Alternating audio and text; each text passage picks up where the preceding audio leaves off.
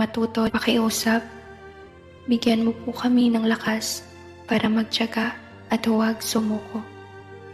Ngayong araw, buong kababaang loob po naming hinihiling sa iyo na palakasin ang aming pananampalataya sa iyo nang sa gayon ay makayanan namin ang mga kaguluhan, problema at mga sakuna ng buhay. Tulungan mo po kaming manatiling matatag anuman ang nangyayari sa aming buhay ngayon.